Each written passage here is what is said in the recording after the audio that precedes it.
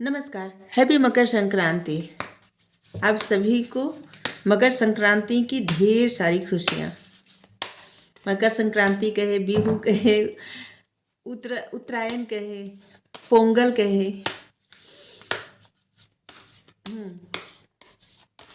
अलग अलग नाम होता है अलग अलग जगह के। इस सब हर्षोल्लास का त्यौहार होता है। आप सभी के जीवन में हर्षोल्लास आए। चलिए देखते हैं भगवान क्या मैसेज दे रहे हैं आपके लिए। त्योहार पे क्या मैसेज दे रहे हैं आपको, ठीक है? क्या संदेश दे रहे हैं, क्या ब्लेसिंग भेज रहे हैं, गाइडेंस दे रहे हैं। ब्लेसिंग आ गई। एक तरह से द सन का कार्ड जो होता है वही है, टॉलरेंस। और ये जो त्योहार होता है उत्तरायण मतलब मकर संक्रांति का, ये भी सूर्य से ही जुड़ा रहता है। कुछ ज़्यादा जानकारी नहीं, बस इतना पता है कि सूर्य से जुड़ा हुआ त्योहार रहता है, ठीक है?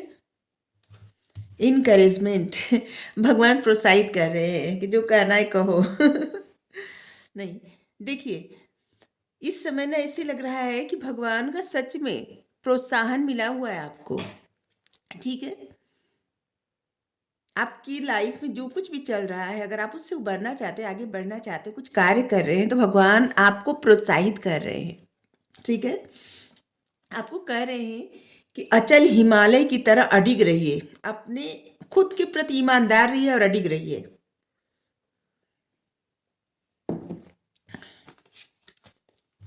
ठीक है? आपके लिए धैर्य रखने के लिए भी कहा जा रहा है कि थोड़ा पेशेंस रखिए। कुछ चीज़ें हैं, बहुत बार से ऐसे आता है ना कि पेशेंस रखना मतलब ये धैर्य रखना ना सिखाया जा रहा है, जैसे हम सबको, कि किसी भी कार्य को जल्दबाजी में ना करें, डिसीजन जल्दबाजी में ना लें। जैसे अगर किसी चीज़ की प्रतीक्षा करके ऊब रहे हैं तो उसमें भी धैर्य रखें। ऐसे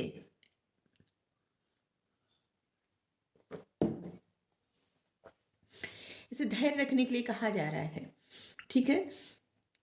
आप जिस तरह की सक्सेस चाहते हैं, जिस तरह की खुशियाँ अपनी लाइफ में चाहते हैं, वो सब पाना है आपको, तो आप अपने कार्य करते रहिए और धैर्य रखे रहिए। मतलब तो आपको धैर्य रखना है। धैर्य के लिए बार-बार आता है कि पेशेंस रखिए, ऐसे आता है।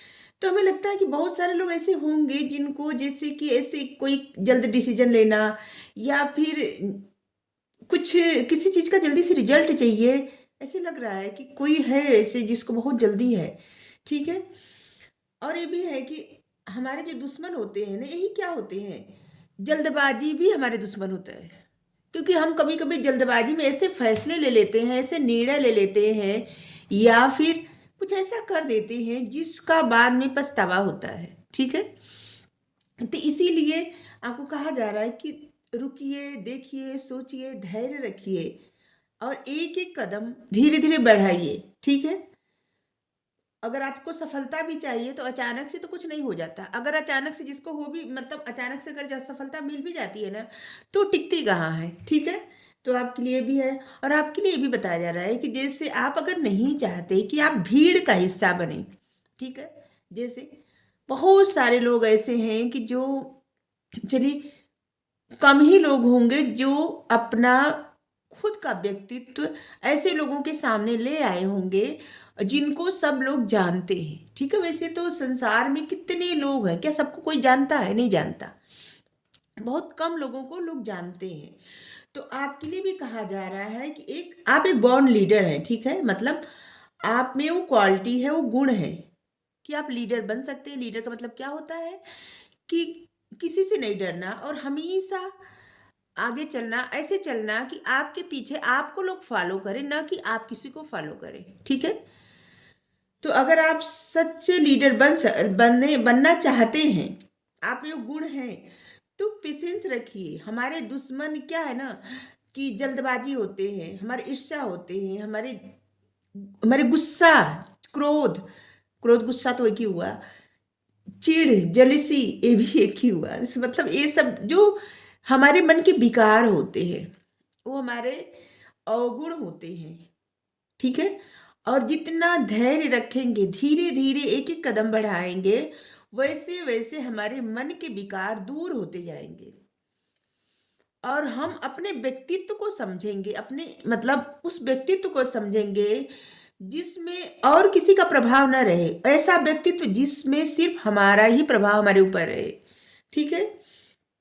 ऐसे मतलब आपका ही प्रभाव आपके ऊपर रहे, ऐसा व्यक्तित्व आपका, तो आप एक ट्रू लीडर है, ठीक है। और इसके लिए कोई, इसीलिए शायद आपको इतना समझाया जाता है कि आप ऐसे इंसान हैं जो भीड़ को अपने पीछे ला सकते हैं, ठीक है।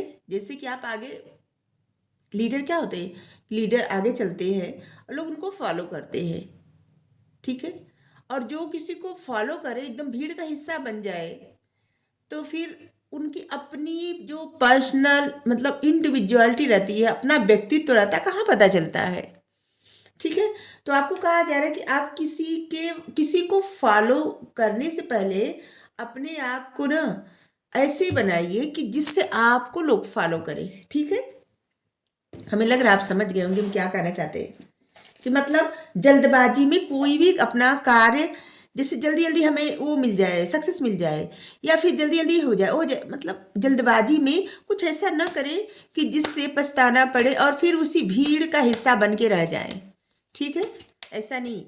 और इसीलिए भगवान आपको प्रोत्साहित कर रहे हैं कि अपना एक अलग व्यक्तित्व, आपका एक अलग व्यक्तित्व है, उसको निखारिए, उसको आगे ले आइए, ठीक है। आप एक ट्रू लीडर है, बॉर्न लीडर है, तो आप उस गुण को और ज़्यादा मतलब खुद को प्रोत्साहित करिए, अपने उस गुण को निखारिए, जल्दबाजी में उस गुण को दबा मत दीजिए, ठीक है। कि ऐसा ना हो कि जिससे जल्दी से किसी चीज़ में सक्सेस मिल गई और फिर उस सक्सेस को संभाल ना पाए, और फिर क्या होता है कि फिर सब कुछ ऐसे हो जाता है ना कि जिससे फिर से खड़ा होना बड़ा मुश्किल हो जाता है, ठीक है। तो इसलिए जल्दबाजी नहीं करना आपको, ठीक है। हमें नहीं पता आपकी लाइफ की किस एरिया के लिए मैसेज आया है, लेकिन आपको यही आया मैसेज कि आपको जल्दबाजी नहीं करनी है, ठीक है। और आपके वो सारी इच्छाएं पूरी होंगी अगर आप धैर्य रखेंगे तो, ठीक है।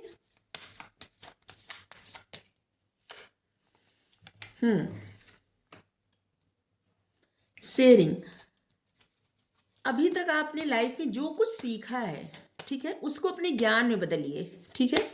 और उस ज्ञान को लोगों से शेयर करिए, मतलब कुछ ऐसा कार्य करिए कि लोगों तक वो ज्ञान पहुंचे, ठीक है।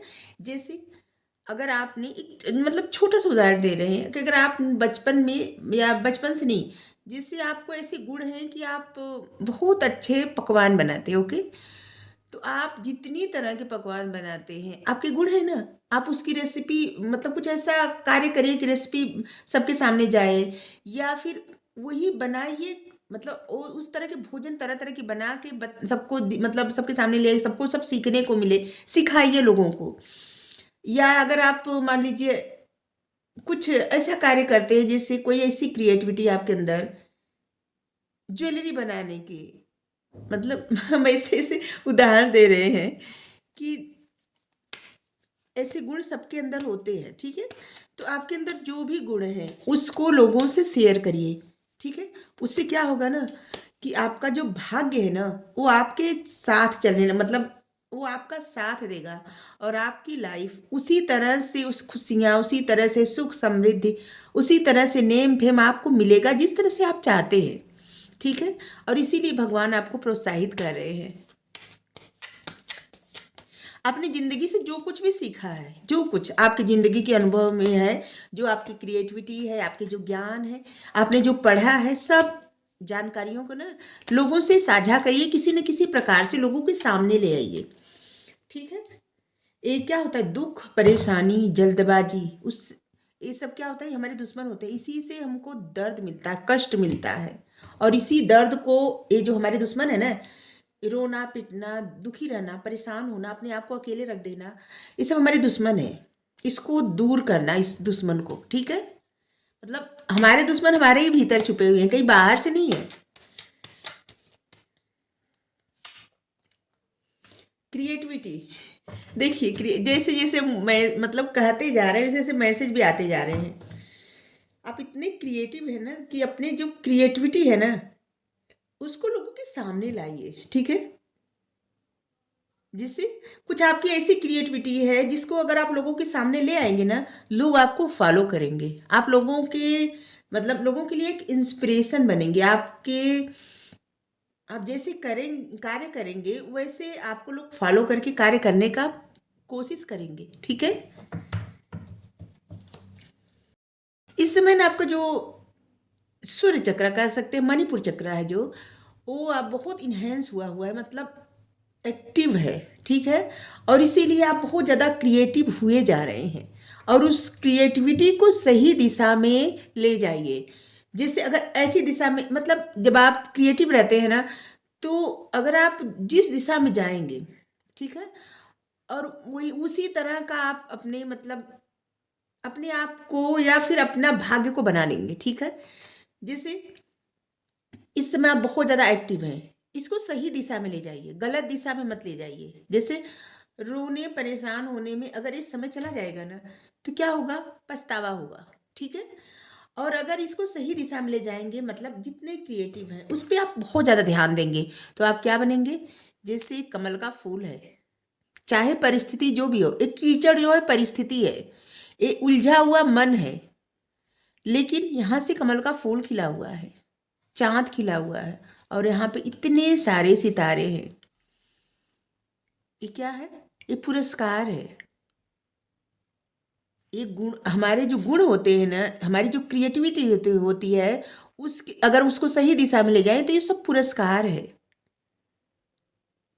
और सीधे डिवाइन से पुरस्कार मिलेगा आपको, यूनिवर्स से, भगवान से, कृष्णा जी से, ठीक है?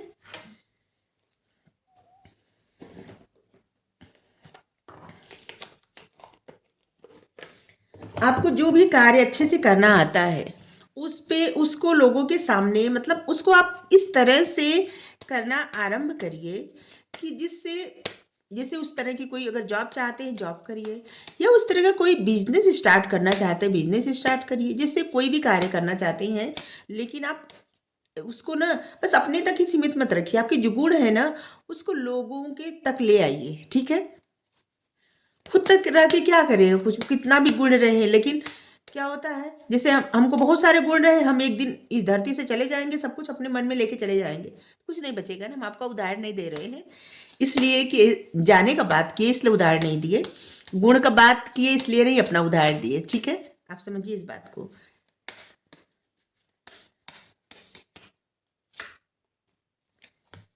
जल्द ही आप विपुलता का उपहार ग्रहण करेंगे।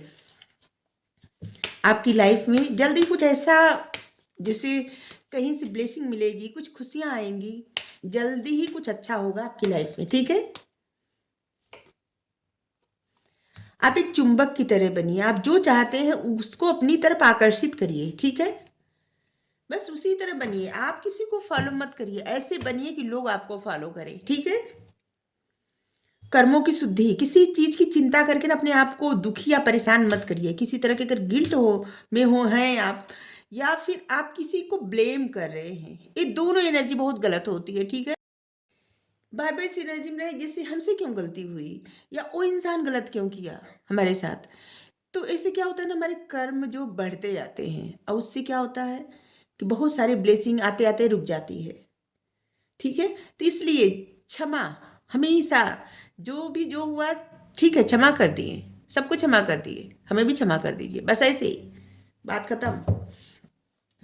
तो आप देख लीजिए अगर आपको रीडिंग अच्छी लगी हो तो आपने इसमें से क्या सीखा ये भी बताइएगा, ठीक है?